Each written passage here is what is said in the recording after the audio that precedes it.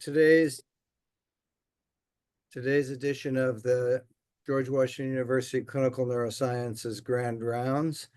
And I'm happy to introduce a colleague from the residency program days, Dr. Pierre Fayad. He's joining us today from Nebraska. He's a professor of neurology and the chief of vascular neurology and stroke at the University of Nebraska. He also holds the title of adjunct professor in the School of Health, Physical Education, and Recreation. He is a stroke neurologist who began his training undergraduate in Lebanon and then had his MD degree at the University of Rome. And then did his neurology residency after internal medicine internship at the State University of New York in Buffalo. And then he went to Yale, where he spent many years, first as a fellow in vascular neurology and later as the director of the Vascular Neurology Fellowship and co-founder of the Yale Cerebrovascular Center. And then he moved to Nebraska, where he's the medical director of the Nebraska Stroke Center, served many years and mentored many residents as a program director for neurology. And outside of Nebraska, he's worked as the chair of the advisory committee of the American Stroke Association, has been a member of the National Board of Directors of the American Heart Association, technical advisory panel for the Stroke Joint Commission, and the International Pediatric Stroke Organization. He's very active in publishing, and I ran across his New England Journal of Medical editorial last year and thought he would be a good speaker for our stroke subject matter. Welcome, Dr. Fayad. Well, thank you, Perry, for this very warm introduction.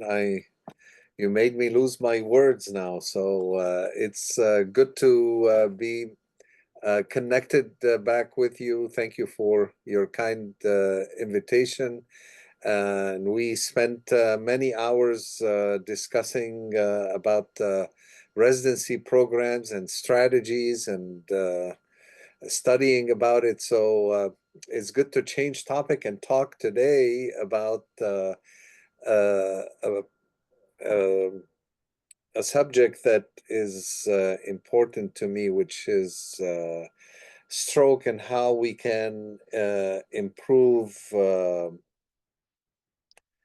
the care of our stroke patients. And was hearing that you are very active. You have a lot of stroke patients. So one of the challenges is dealing with the large strokes, and I call them the worst ischemic stroke to get the attention. Any stroke is bad, but the worst ones are even worse, and the large ones are those who do not forgive. And fortunately, we have made major advances since I started my residency training to my fellowship to my practice in the treatment and effectiveness of how we can improve people's lives. And that's what I want to talk to you about today, share with you what we know and share with you the uncertainties and what we don't know. So again, the focus is on the large core ischemic strokes. I do not have any direct conflict of interest related to that treatment, to thrombectomy or large core strokes. And the goal of my talk is to familiarize you with the latest indications and limitations of mechanical thrombectomy in the management of acute stroke. Learn the results of the recent randomized controlled trials in large core ischemic strokes, or what we call LCIS in abbreviation, and understand the limitations of what we know and the needs for improving patient selection for medical or for mechanical thrombectomy. And that's how we're going to go start with a case review, since we're all clinicians and interested ultimately in how it affects a patient. Current indications for mechanical thrombectomy, and show you that everyone defines large core ischemic stroke still at their own style. We don't have a unified division, except we say it's a large core ischemic stroke. Review the major randomized controlled trials for mechanical thrombectomy. Have a brief discussion about how we measure the outcome with the modified Rankin scale, because that's how we judge a trial is effective or not. Discuss the recent American Heart Association science advisory specifically related to large core ischemic strokes. And discuss a recent publication about maybe a potential way to try to identify those who are more responsive. And finally, discuss where we go from here. So this is the first step, is discuss the patient, who is a 76-year-old man who has atrial fibrillation and on apixaban, has history of hypertension and diabetes mellitus, but is pretty active and still working in different jobs and sharp. He underwent basal cell cancer resection from the lower part of his nose a week prior to his stroke, which required stopping the apixaban for 2 days before the surgery and restarted right after the surgery. So he had been back on apixaban for 5 days. His wife left the home around 9:30, and he was seen driving to his neighbor around 10 o'clock and spoke with the neighbor. So we assume that he went back home around 10:30. And when his wife came back home around 12:30, she found him with global aphasia and right hemiplegia, called the ambulance, was taken to the local hospital, where his CT, the local hospital is about 3.5 hours away from us by car. And they found on an early CT some early changes and hyperdense left MCA signal. He was not given thrombolysis because he was on apixaban, and transferred by helicopter, which took some time because of the weather.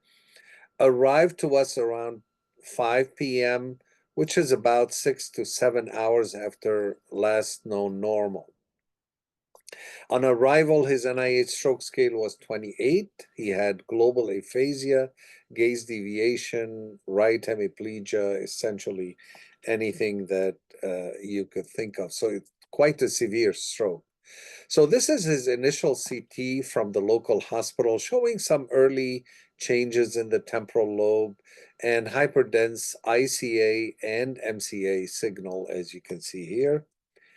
We did a CT angiogram by the time he arrived, and as you can see, there is already a hypodensity in the left middle cerebral artery territory. And of course, the left MCA and ICA were absent with a tandem left ICA MCA occlusion. His automated calculation for the aspect score was 0. And his rapid scan showed still, although it's a large core stroke, still showed a significant mismatch volume of 133 cc's with a mismatch ratio of 1.7, which, and we debated whether to treat him or not, but because he was so active beforehand, it's a dominant hemisphere, had a long discussion with the interventionalist, and we decided to proceed with that. His angiogram shows a complete occlusion of the ICA distally, and then eventually flow was restored with a TICI 2B outcome.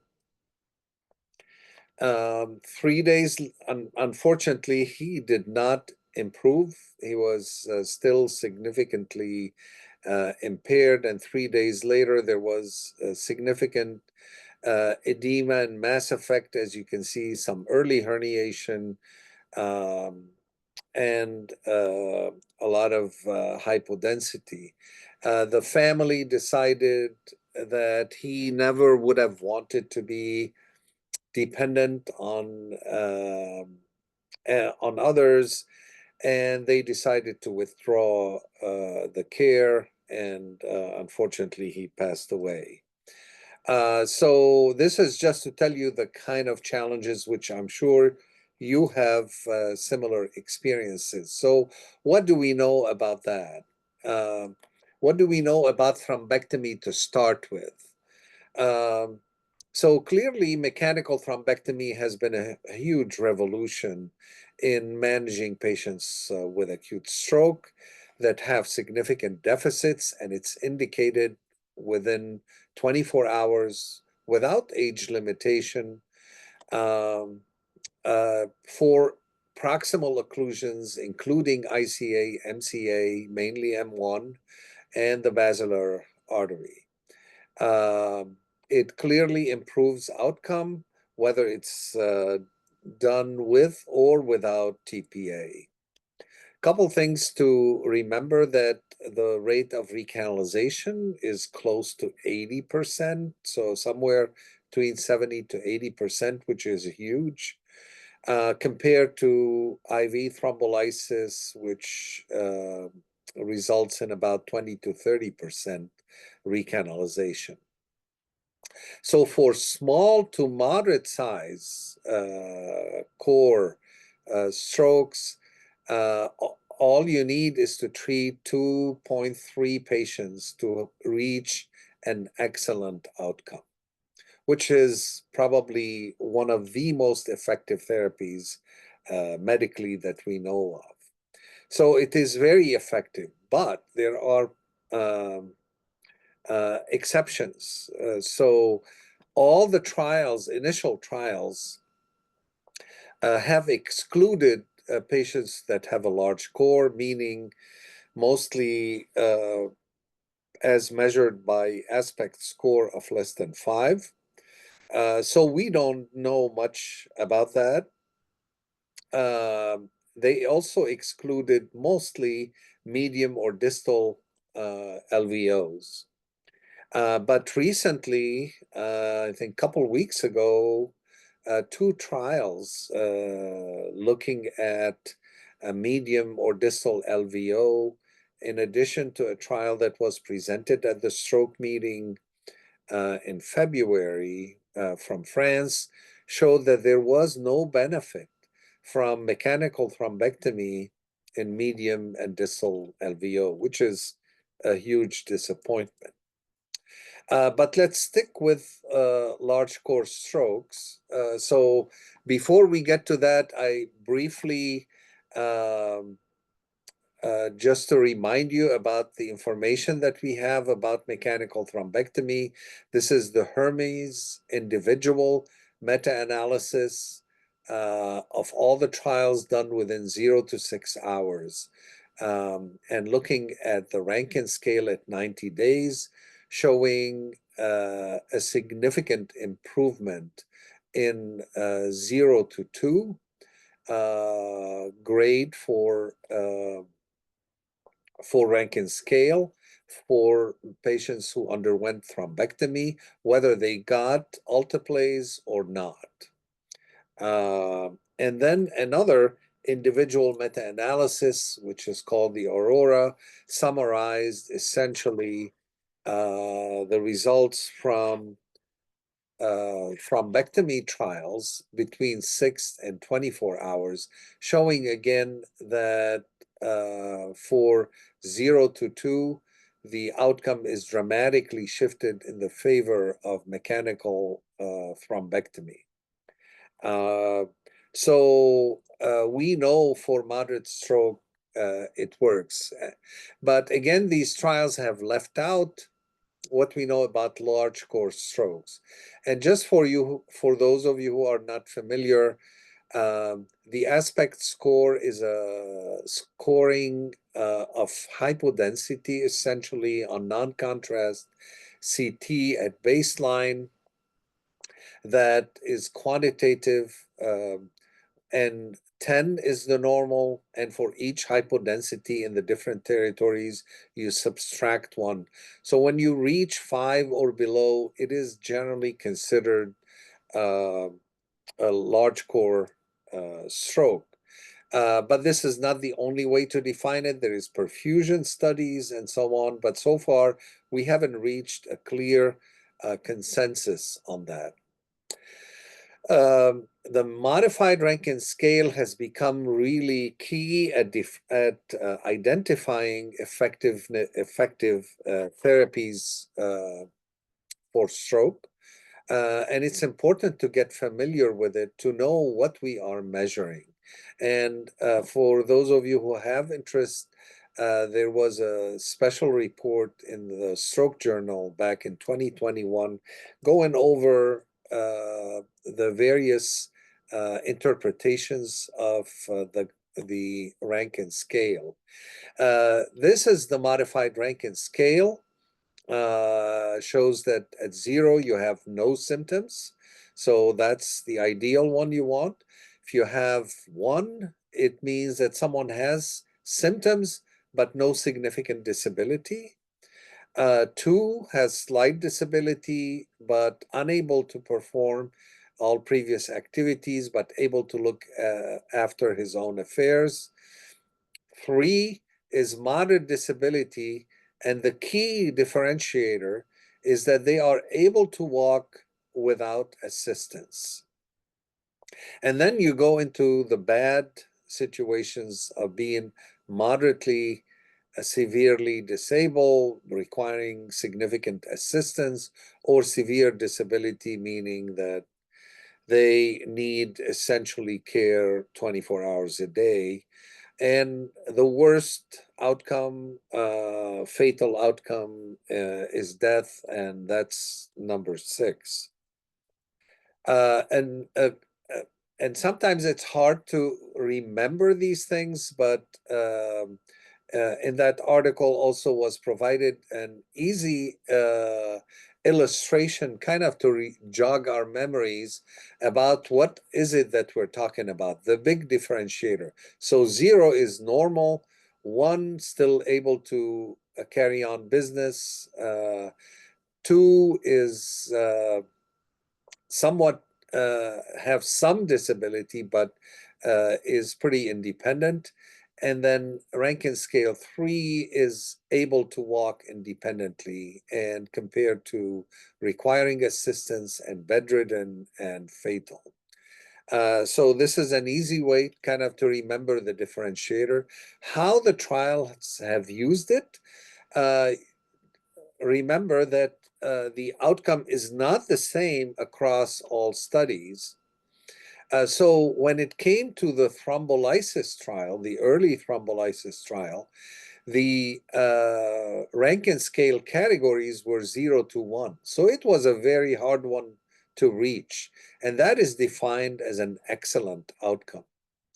When it came to the thrombectomy trials, of course, we're talking about larger strokes. The outcome was considered very good if they reached 0 to 2. Remember, again, 2 is minor disability, but still quite functional.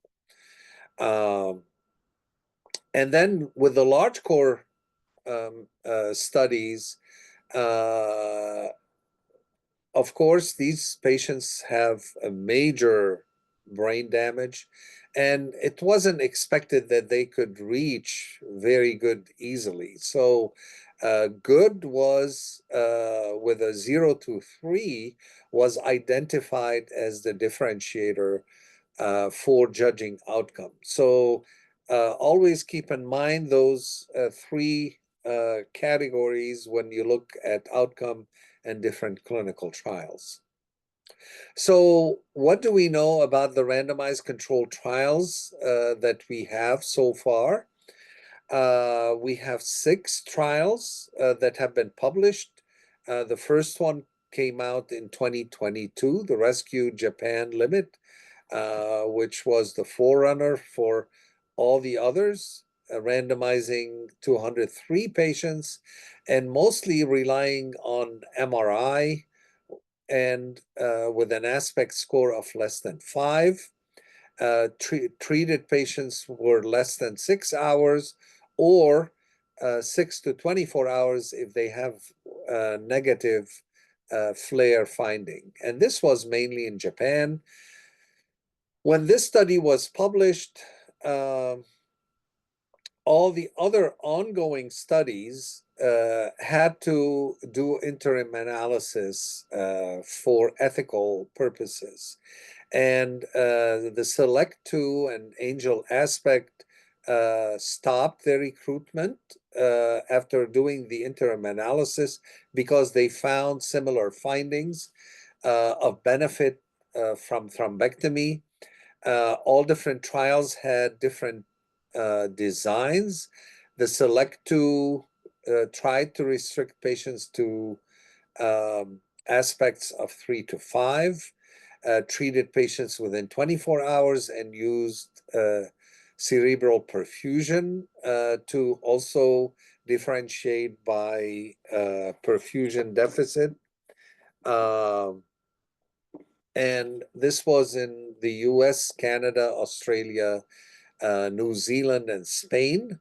The Angel Aspect was a Chinese study that was published simultaneously in the New England Journal, about 456 patients.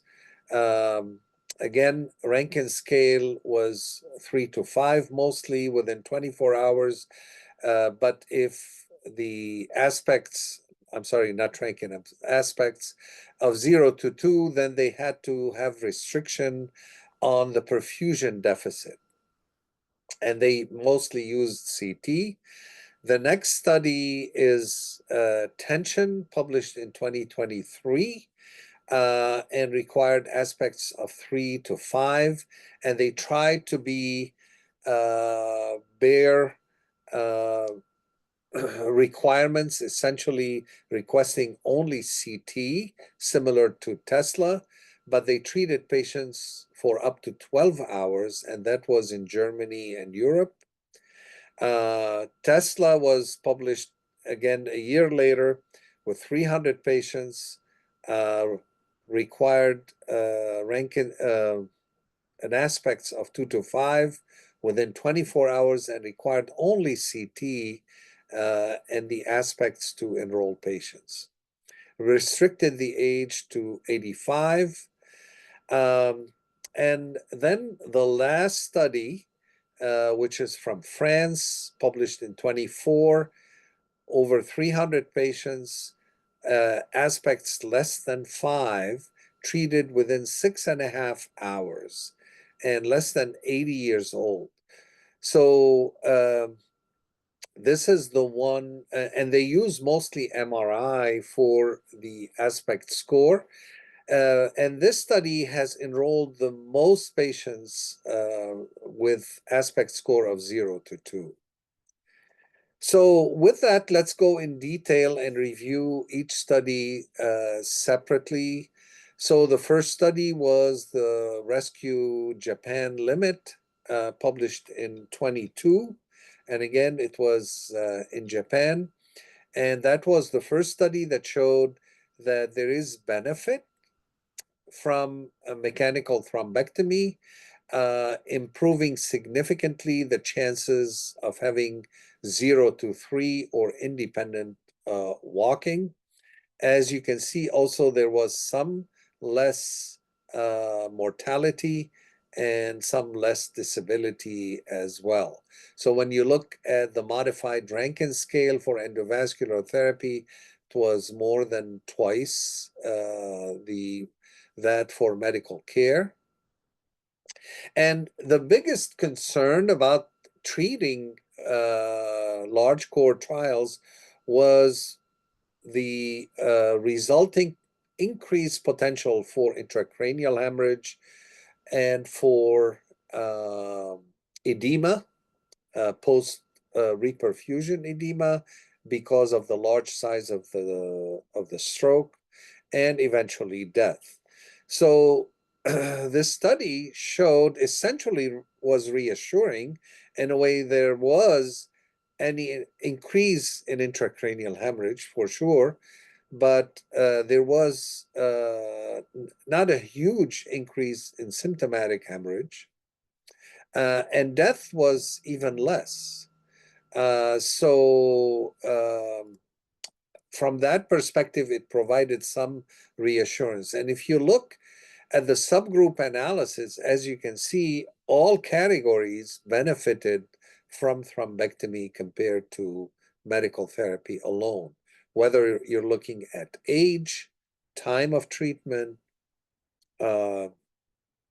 interval to randomization, severity of the NIH stroke scale, and whether they use TPA or not.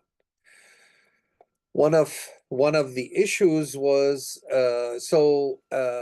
in the accompanying editorial, Lee Schwam brought up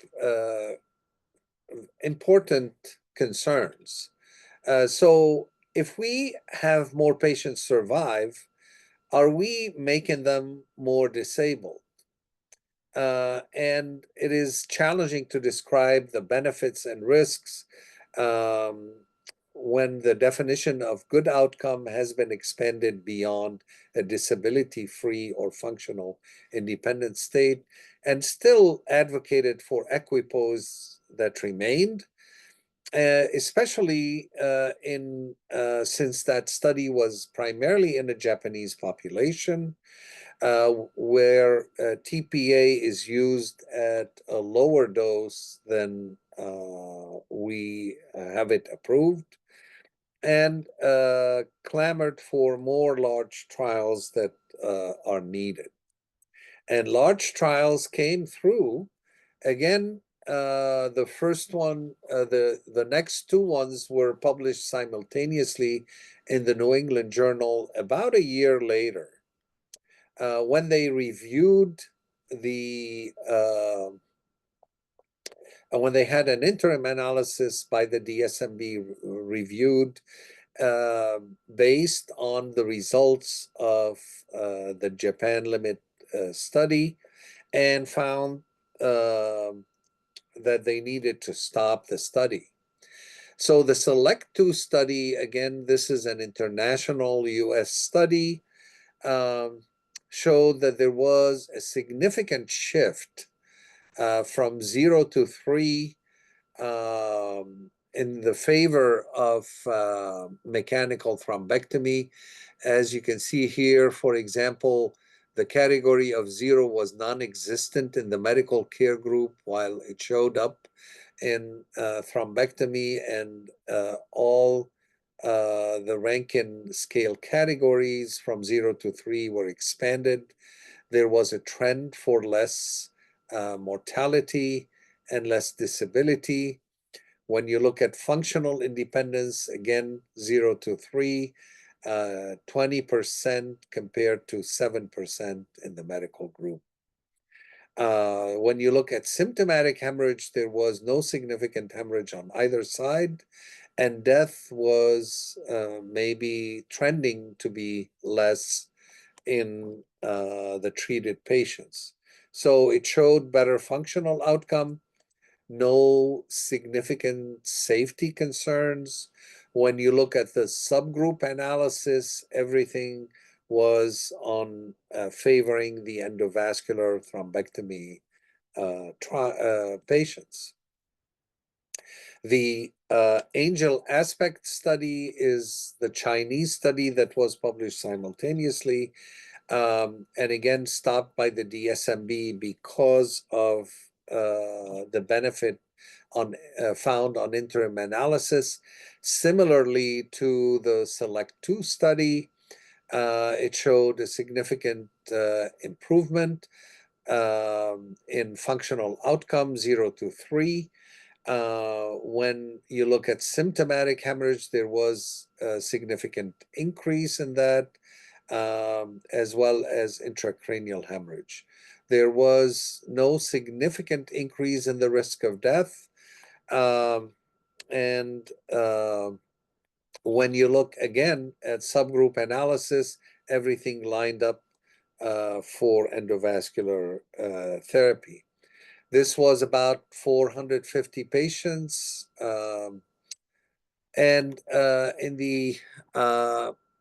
wrote the accompanying editorial, and I concluded that from all three trials, despite differences in design, patient selection, thrombolytic treatment and dose, geographic location, and imaging criteria, the results showed remarkably similar improvement.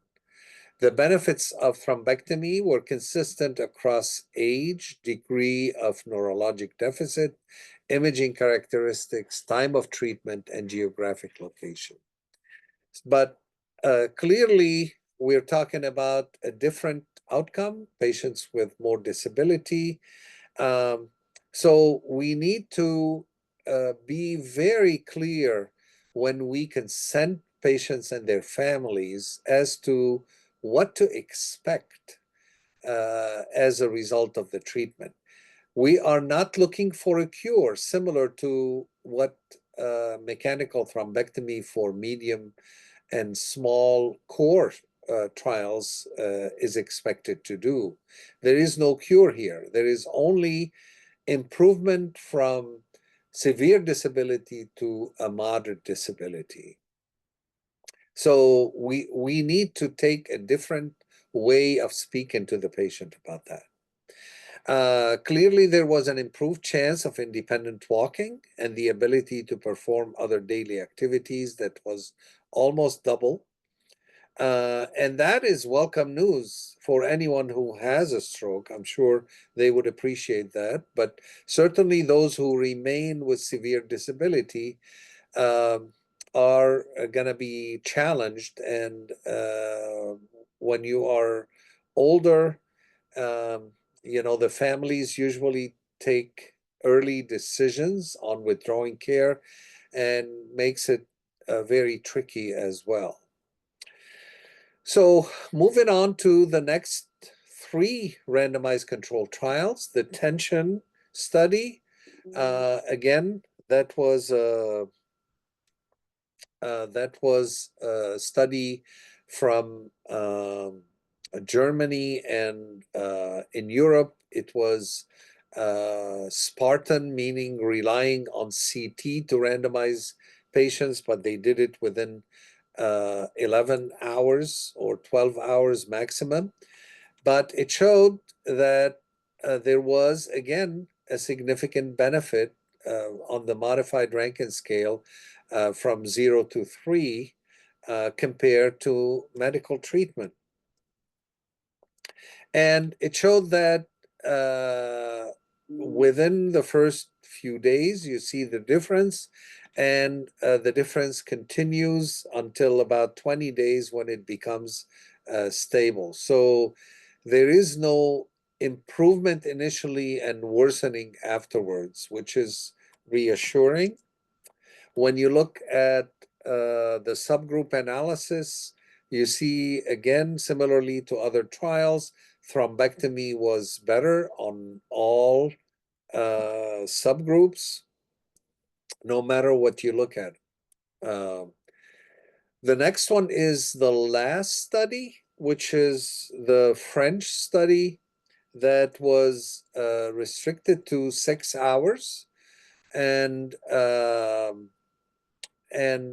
relied on aspect score from 0 to 5, but mostly using MRI, which is much more sensitive to changes, as you know. But it showed that when you look at the median modified Rankin scale, there was a significant improvement compared to control of about 2 points. When you look at death, there was less death, and intracerebral hemorrhage was not significantly different between the two arms. And when you look at the outcome, overall, there was a significant benefit for thrombectomy when you divide the patients between those that had an aspect score of 0 to 2 or those who had more than 3.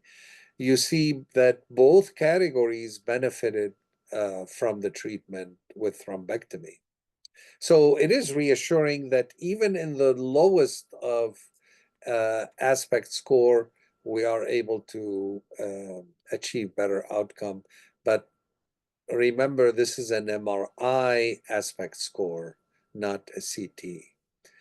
And again, when you look at age, sex, use of thrombolysis, baseline NIH stroke scale, infarct volume, vessel occluded time from onset to randomization, and so on, that you don't see much difference between either subgroup.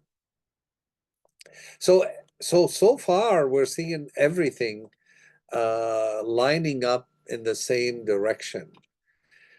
The last study is the Tesla study, which is primarily a US study.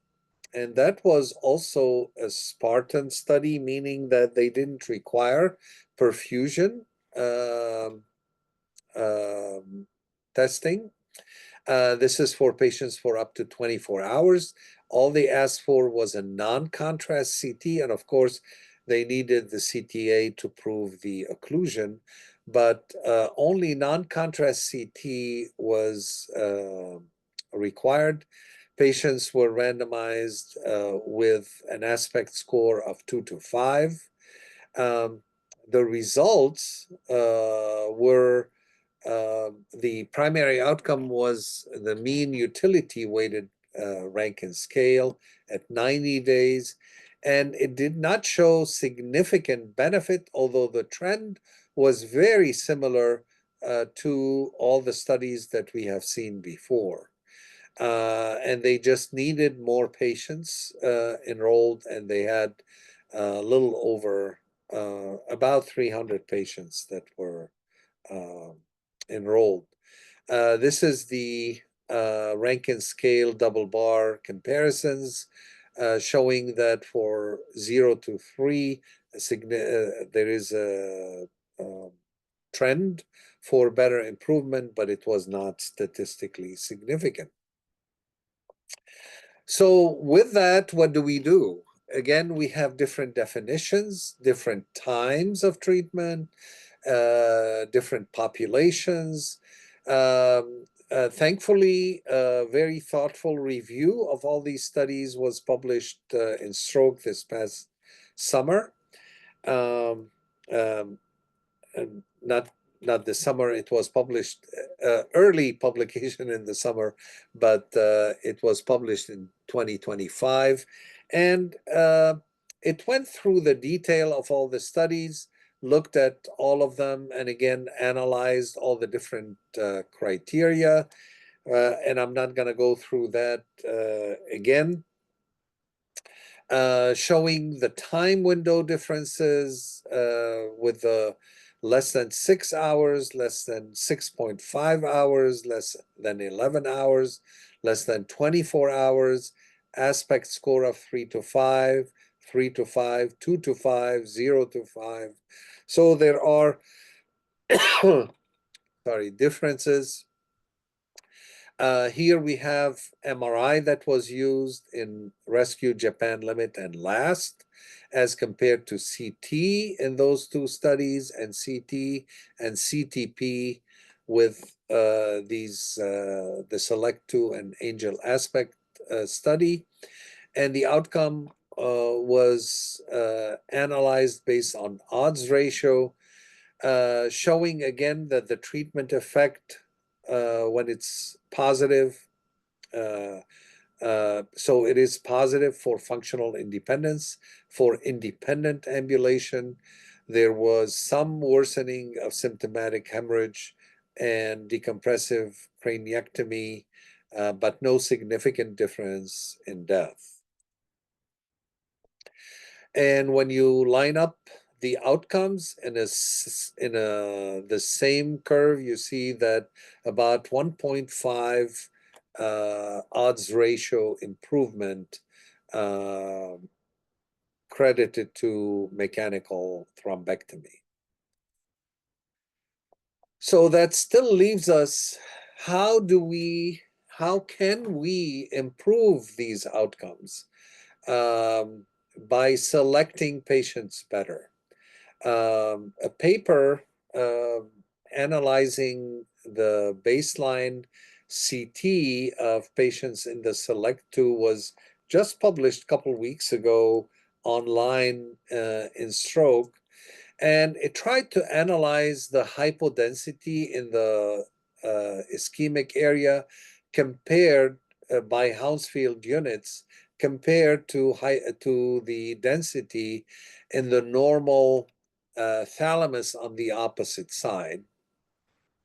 And it showed that you can make a curve and that when it intersects with the volume of the stroke, so if you have a severe low density of 26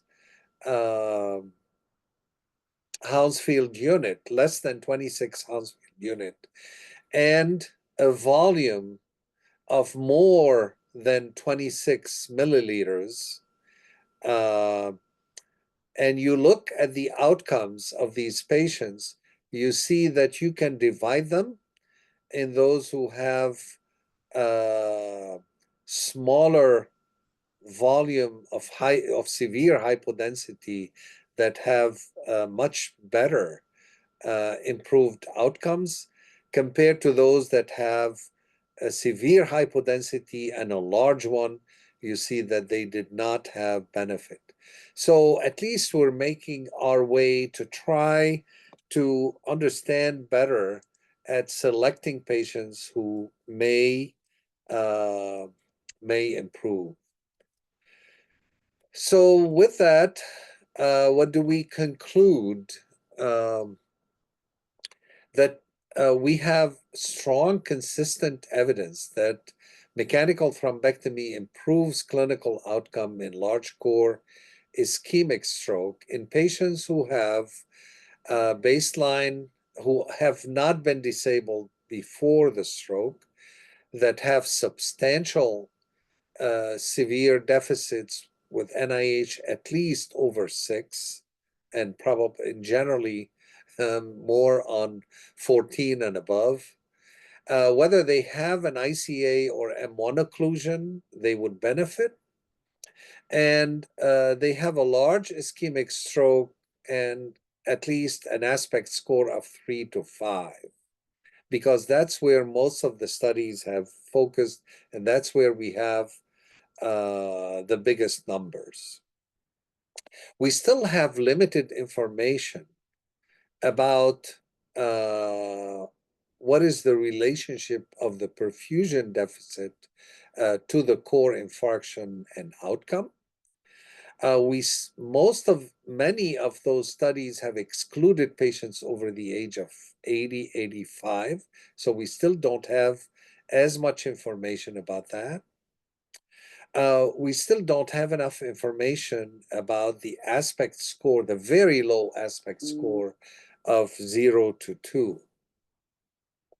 And most of the patients that were enrolled, over 60%, were within 6 hours within the large core ischemic stroke trial. So beyond 6 hours, there is a lot less patient and a lot less information about outcome.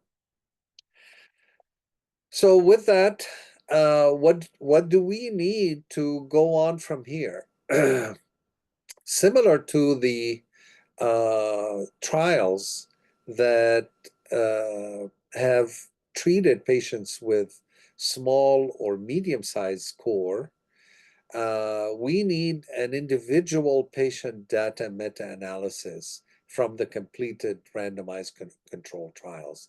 And I suspect this is ongoing, but that will provide us with much better information when we group together the very small subgroups to give us a little better idea about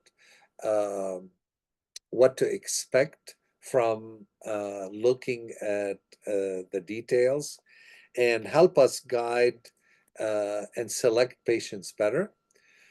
We need to, ideally, we need to help improve our automated imaging uh, capabilities, similar to what we discussed about the hypodensity, for example, to allow us to select patients better that will improve from intervention. We also need to improve our clinical criteria to select such patients.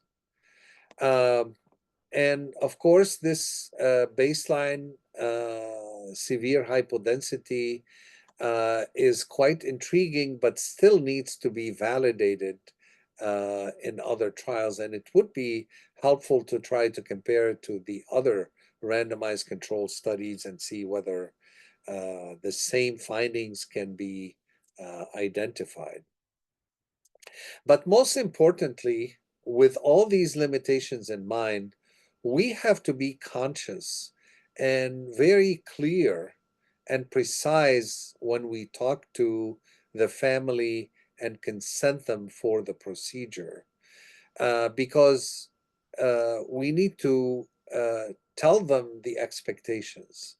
And the expectations are not the brightest. They are can improve disability, but not cure the patients. And I think that's something that gets lost in the shuffle, especially when we're rushed and you don't want to waste time, want to take the patient to thrombectomy. It is helpful if you can have a good discussion with the family. We need to also identify whether age is a limitation and what limitations does imaging have to offer us. And with that, I will conclude, and I'm supposed to show you this this code to call for your CME credit. And Perry, again, thank you for inviting me. I think we have a few minutes for questions, but I'm happy to stop here. Yes, we do. Thank you very much, Dr. Fayad.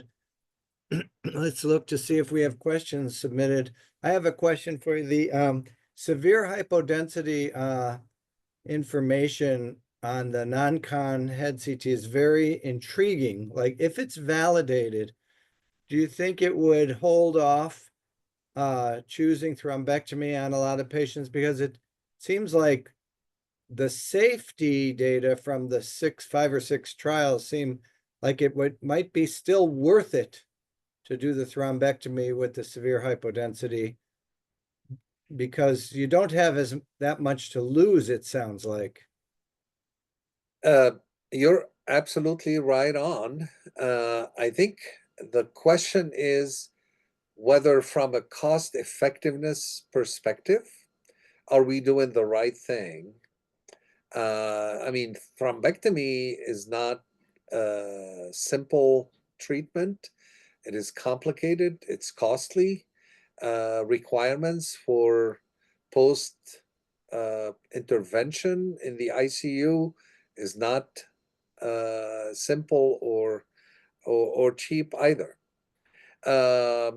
So I think we need to look at everything. And that's why it's going to be helpful to have the individual meta-analysis to help guide us better. We still have a significant proportion of patients who have severe disability, even if you do thrombectomy. So how much do we shift out of that? How much we're able to? I think if we are able to identify those who um, can benefit more, would be ideal. But again, discussing the expectations with the family, I think, is critical, because sometimes that gets lost in the shuffle, and families get disappointed by the next day if the patient doesn't wake up and jump up out of bed, and they say, oh no, they never wanted to be disabled, and so on. So it is a tricky question. And I don't think that we have an answer. I think I agree with you that we need to provide as much as we can to the patient, but again, short of overselling what we can do. All right. That makes sense. All righty. Anybody else have questions?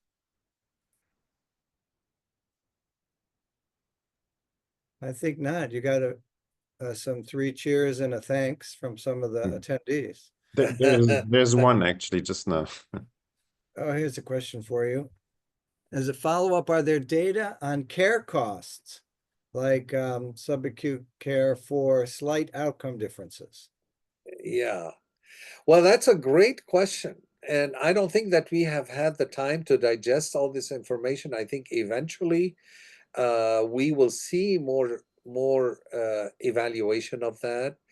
And again, it is what it provides. And I know that Deb says slight outcome differences. And that's where,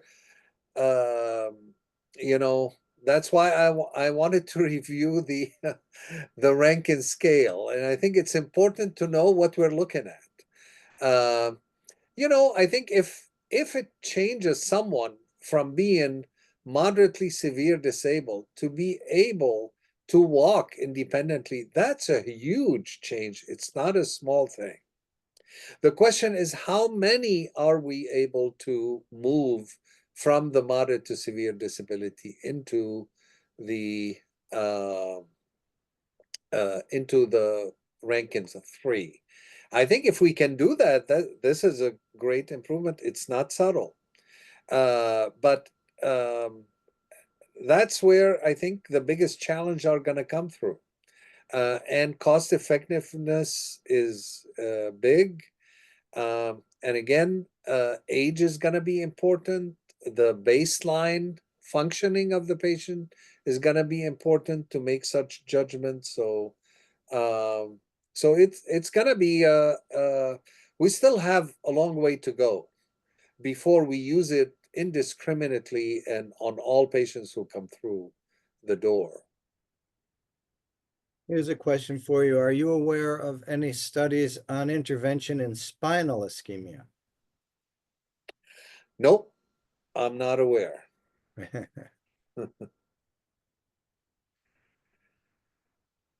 Okay. All righty, I think we've got to the end of the questions. And again, thank you for joining us and enjoy the rest of your day. Thanks everybody for attending. Thank you, Perry. Thank you. Bye-bye.